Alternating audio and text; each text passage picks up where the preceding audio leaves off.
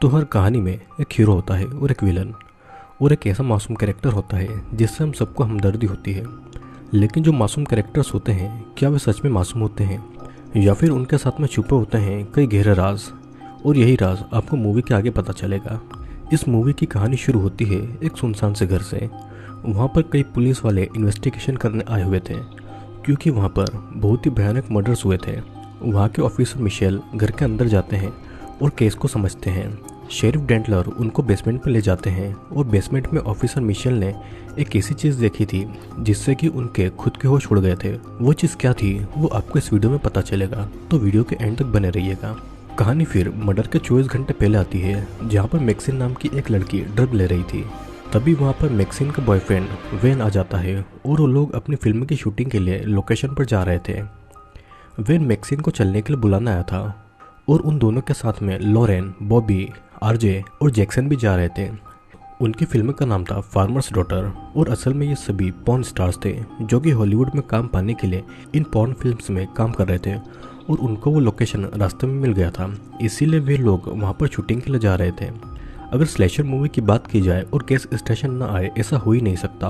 और रास्ते में वे लोग एक गैस स्टेशन पर रुकते हैं। वैन और मैक्सिन वहाँ पर अपनी ज़रूरत का सामान रख रहे थे और मैक्सिन बहुत ज़्यादा फेमस होना चाहती थी क्योंकि उसे किसी भी तरह हॉलीवुड में जाना था, भले ही वहाँ जाने का रास्ता कितना ही ज़्यादा गलत क्यों ना हो। वैन भी उसे प्रॉमिस करता है कि वो किसी भी तरह से उसके हर सपने को पूरा करेगा। और गैस स्टेशन के बाहर लॉरेन और आरजे कुछ सीन शूट कर रहे थे। आरजे असल में कैमरामैन था और लॉरेन साउंड इंजीनियर थी और दोनों रिलेशनशिप में थे। फिर गैस स्टेशन के टीवी पर एक प्रोग्राम चल रहा था और इस प्रोग्राम का लिंक आगे भी कहानी में है, तो इसे अपने दिमाग पर ज़रूर रखिएगा। फिर सभी अपनी ज़रूरत का सामान लेकर लोकेशन के लिए निकल जाते हैं और रास्ते में उनको ट्रैफिक जाम मिलता है क्योंकि एक ट्रक ने एक गाय को पूरी तरीके से कुचल दिया था, जिसे देखकर मैक्सिन की हालत खराब हो गई थी। उसे इन सब से बहुत घिन आ रही थी और उस गाय के मांस के ऊपर वे लोग अपनी कार को चलाकर आगे ले जाते हैं और वहाँ पर उस जगह का ऑफिसर मिचेल भी मौजूद था। सीन कट होता है और फाइनली वे सभी अपनी लोकेशन पर आ गए थे और ये वही घर था जो कि फिल्म के पहले वाले सीन में दिखाया गया था जहाँ पर मर्डर्स हुए थे। वैन कार से उतरकर घर के ओनर हॉवर्ड को आवाज लगाता है और वैन ने उस लोकेशन के लिए हॉवर्ड से पहले ही फोन पर परमिशन ले लिया था, लेकिन फिर भी हॉवर्ड गन लेकर घर के बाहर आता है। कार से मैक्सिन भी ये सब देख रही थी और वो इस बारे में बाकियों को बताती है, लेकिन बॉबी और जैक्सन तो कार में ही रोमांस करने में लगे हुए थे। पर वो समझ जाते हैं कि मामला कुछ सीरियस है, तो वे लोग भी वैन की गन निकाल लेते हैं। फिर इधर वैन के ठीक से समझाने के बाद में हॉवर्ड को याद आता है कि उसी ने उन्हें वहाँ पर शूटिंग की परमिशन दी है और तब जाकर वैन बाकी सबको कार से बुलाता है। मैक्सी ने नोटिस करती है कि खिड़की से उसे कोई एक बूढ़ी औरत घूर रही है। उसे ये सब थोड़ा अजीब लगता है और हॉवर्ड उन सभी को उनके घर से थोड़ी दूर बने एक छोटे से घर में रहने के लिए भेज देता है। हॉवर्ड उन सबसे थोड़ा नाराज था क्योंकि उसे ये नहीं पता था कि वैन अपने साथ में और भी लोगों को लेकर आने वाला है, लेकिन वैन के और पैसे देने पर उसे कोई प्रॉब्लम नहीं होती है। हॉवर्ड मैक्सिन को अजीब तरीके से देख रहा था, लेकिन हॉवर्ड के जाने के बाद में वैन उसे समझाता है कि बूढ़े लोग ऐसे ही होते हैं। और मेन बात यह है कि हॉवर्ड को बिल्कुल भी नहीं पता था कि वे लोग यहाँ पर एक पॉर्न मूवी शूट करने वाले हैं, लेकिन वैन को इन सब चीज़ों से कोई फर्क नहीं पड़ता। हॉवर्ड के जाने के बाद में वे लोग अपने काम पर लग जाते हैं, जहाँ पर मूवी का फर्स्ट सीन जैक्सन और बॉबी शूट कर रहे थे, इसीलिए मैक्सिन आसपास ही घूमने चली जाती है। वो जाकर एक लेक में पहुंचती है और यहाँ पर हम देख पाते हैं कि कोई मैक्सिन को छुपकर देख रहा है। मैक्सिन देखती है कि आसपास कोई नहीं है, तो वो अपने पूरे कपड़े उतारकर स्विमिंग करने लगती है। लेकिन मैक्सिन को इस बात की जरा सी भी भनक नहीं थी कि उस लेक में एक बड़ा सा क्रोकोडाइल उसके आसपास घूम रहा है।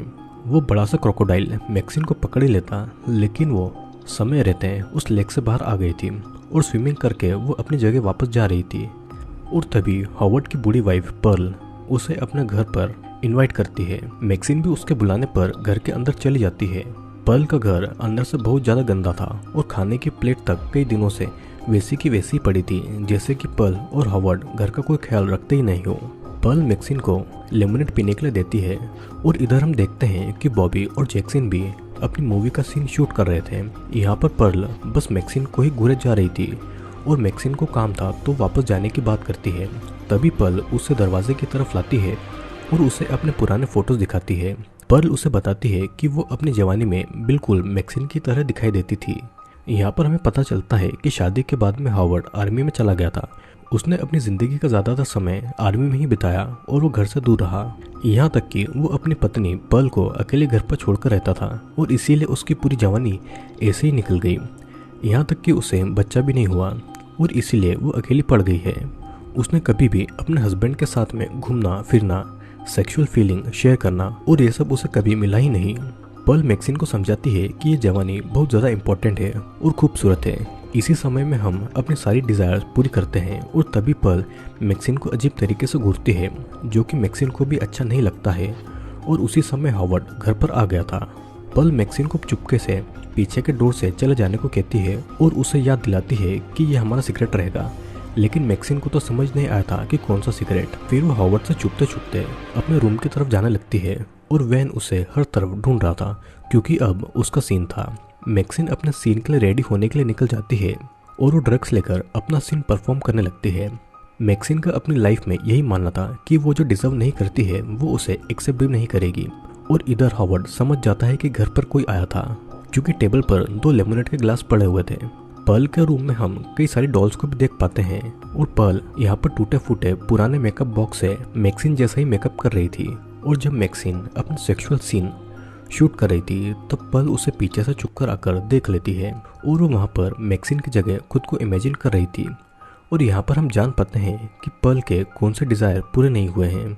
रात को पर्ल रेडी होकर हॉवर्ड के पास आती है, लेकिन हॉवर्ड उसके साथ में इंटीमेट होना नहीं चाहता था क्योंकि वो एक हार्ट का पेशेंट था और पर्ल फिर भी उसे सेड्यूस कर रही थी। तो इसीलिए वो पर्ल को धकेलकर अपने रूम में चला जाता है। सीन कट होता है और रात के समय फिल्म के सभी लोग बातें कर रहे थे और बातों के बीच में मैक्सिन लॉरेन की बेइज्जती करती है क्योंकि वो हर समय उसे घुरा करती थी। यहाँ पर लॉरेन कहती है कि उसे भी उनकी तरह बनना है, इसीलिए वो उनको देखती रहती है। लॉरेन भी अब फिल्म में काम करना चाहती थी, लेकिन आरजे ये नहीं चाहता था कि लॉरेन इस टाइप की मूवी में काम करे। लेकिन लॉरेन उससे परमिशन नहीं मांग रही थी। उसकी तो ये बस जिद बन चुकी थी कि वो इस मूवी में काम करे। वैन और आरजे बाहर आकर बातें करते हैं और आरजे नहीं चाहता था कि उसकी गर्लफ्रेंड इस टाइप की मूवीज़ में काम करे और इन सब के चलते अगर उसे कोई बीमारी हो गई तो क्या होगा।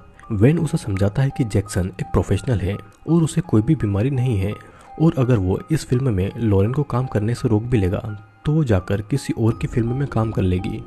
आरजे उसे कहता है कि लॉरेन अच्छी लड़की है और तब वैन कहता है कि वहाँ पर रहने वाली कोई भी लड़की अच्छी नहीं है। मतलब कि वैन भी मैक्सिन से कोई प्यार नहीं करता था, वो बस अपनी फिल्म के लिए उसका फ़ायदा उठा रहा था। फिर आरजे के प्यार को भूलकर लॉरेन पॉर्न फिल्म में काम कर लेती है और शूटिंग के बाद में आरजे बहुत ज़्यादा रोता है कि उसने कभी सोचा ही नहीं था कि उसकी गर्लफ्रेंड लॉरेन उसी के सामने ये सब काम करने लगेगी। लेकिन लॉरेन को आरजे की फीलिंग से कोई फ़र्क नहीं पड़ता है। वो बस अपने गले का क्रॉस उतारकर अपने काम में लग गई थी। उसे एक सिंपल सी लड़की नहीं बने रहना था, उसे भी बॉबी और मैक्सिन की तरह अपने मन का मालिक बनना था। आरजे भी डिसाइड कर लेता है कि वो अब यहाँ पर इन सब के साथ नहीं रहेगा। तो आरजे कार की चाबी लेकर कार की तरफ जाता है। वो कार में बैठकर वहाँ से जाने लगता है, लेकिन उसे कार रोकनी पड़ती है क्योंकि पर्ल उसकी कार के सामने खड़ी थी। वो कार से उतरकर पर्ल से पूछता है कि क्या वो ठीक है, लेकिन पर्ल तो आरजे को ही सेड्यूस करने लगती है। आरजे पर्ल को खुद से दूर करता है और ये बात पर्ल को बिल्कुल भी पसंद नहीं आती है और वो आरजे के गले में चाकू घुसा देती है। आरजे वहीं पर गिर जाता है और तड़प रहा था और पर्ल उसके पास आकर उसके गले में इतनी बार चाकू से वार करती है कि आरजे का गला उसकी बॉडी से अलग हो जाता है और पूरी जगह खून से सन जाती है। फिर पर्ल अपनी सारी भड़ास आरजे पर निकाल रही थी और उसका मर्डर करने के बाद में पर्ल वहीं पर डांस भी करने लगती है और फिर पर्ल कार की चाबी अपने पास रख लेती है। अब फिर कुछ देर के बाद में लॉरेन की जब आंखें खुलती है तो आरजे उसके पास में नहीं था। वो बाहर जाती है ये देखने के लिए कि आरजे कहाँ पर है, लेकिन आरजे उसे नहीं दिखाई देता है। तभी वहाँ पर वैन आता है और वैन को सब कुछ बताकर दोनों आरजे को ढूंढने जाते हैं। लॉरेन को ऐसा लग रहा था कि उसके पॉर्न फिल्म में काम करने की वजह से आरजे उसे छोड़कर चला गया है और अब फिर वैन फार्म में आरजे को ढूंढने जाता है। लॉरेन भी फार्म तक जा ही रही थी, लेकिन हॉवर्ड के घर का लाइट जलता हुआ देखकर वो रुक जाती है और तभी हॉवर्ड घर के बाहर आता है। लॉरेन उससे आरजे के बारे में पूछती है, लेकिन हॉवर्ड उससे पर्ल के बारे में पूछ रहा था। इस तरफ फार्म के एक वेयरहाउस में वैन के पैर में एक कील घुस जाती है जो कि उसके पैर के आर पार हो गई थी और वैन किसी तरह उस कील को अपने पैर से निकालता है। उसे बहुत दर्द हो रहा था और तभी वैन को किसी के पास होने का एहसास होता है। वैन को ऐसा लग रहा था कि वो शायद आरजे हैं और वो डोर के होल से बाहर देखने लगता है। तभी कोई दीवार के दूसरी तरफ से उसकी आंख में खील घुसा देता है और दूसरी तरफ हॉवर्ड लॉरेन से मदद मांगता है ताकि वो पर्ल को ढूंढने में उसकी हेल्प करे। हॉवर्ड लॉरेन को बेसमेंट में भेज देता है कोई चीज़ लाने के लिए। इधर हम देख पाते हैं कि वैन को पर्ल नहीं मारा है। पर्ल वैन की डेड बॉडी के पास आकर उस पर एक और बार वार करती है और फिर उसकी बॉडी को घास से ढककर छुपा देती है। इधर लॉरेन को बेसमेंट में टॉर्च मिल जाती है, लेकिन जब बेसमेंट से बाहर आने की कोशिश करती है तो वहाँ का डोर बंद था और वो हॉवर्ड को आवाज़ लगाती है मदद के लिए, लेकिन हॉवर्ड ने ही उस डोर को बाहर से लॉक करके रखा हुआ था। तभी लॉरेन को वहाँ पर किसी आदमी की सड़ी गली नेकेड लाश दिखाई देती है जिसे बहुत ज़्यादा टॉर्चर करके मारा गया था और लॉरेन ये देखकर बहुत ज़्यादा चिल्लाने लगती है। यहाँ पर जैक्सन की जब आंखें खुलती है तो उसे अपने रूम की डोर खुली हुई मिलती है और वो किचन में जाता है कुछ पीने के लिए। तभी उसे घर के बाहर हॉवर्ड नज़र आता है। वो बाहर आकर हॉवर्ड को उसकी परेशानी का कारण पूछता है और हॉवर्ड उसे बताता है कि उसकी पत्नी मिसिंग है। तो जैक्सन हॉवर्ड के साथ में निकल जाता है। यहाँ पर बॉबी उस समय सो रही थी तो उसे कुछ पता नहीं चलता है और पर्ल यहाँ पर मैक्सिन के रूम में आकर उसके शरीर को देख रही थी। फिर पर्ल यहाँ पर कपड़े उतारकर मैक्सिन के पास में सो जाती है। मैक्सिन गहरी नींद में थी तो उसे कुछ पता नहीं चलता है और इधर जैक्सन और हॉवर्ड पर्ल को ढूंढने के लिए लेक के पास आ गए थे। हॉवर्ड उसे कहता है कि लेक पर बहुत सारे क्रोकोडाइल है, लेकिन जैक्सन को इस बात से कोई फर्क नहीं पड़ता है क्योंकि वो पहले यूएस मरीन में था। जैक्सन दूसरी तरफ निकल जाता है पर्ल को ढूंढने के लिए और जैक्सन को लेक में किसी की कार डूबी हुई मिलती है और शायद ये कार बेसमेंट में मिली उसी डेड बॉडी की होगी। जैक्सन लेक के दूसरी तरफ चला जाता है, लेकिन उसे हॉवर्ड नज़र नहीं आ रहा था। तभी उसे पानी में हॉवर्ड की टॉर्च नज़र आती है। जैक्सन को लगता है कि हॉवर्ड पानी में गिर गया होगा और पानी में वो हॉवर्ड को ढूंढने लगता है, लेकिन उसे हॉवर्ड नहीं मिलता है तो वो पानी के ऊपर आ जाता है। तभी वहाँ पर हॉवर्ड उसे नज़र आता है और हॉवर्ड जैक्सन से कहता है कि पर्ल मुझसे जो चाहती है मैं वो उसे कभी नहीं दे सकता, लेकिन तुम्हारे जैसे लोग यहाँ पर आकर उसके डिज़ायर को फिर से जगा देते हैं। ये कहने के बाद में हॉवर्ड जैक्सन को गोली मारकर मार डालता है।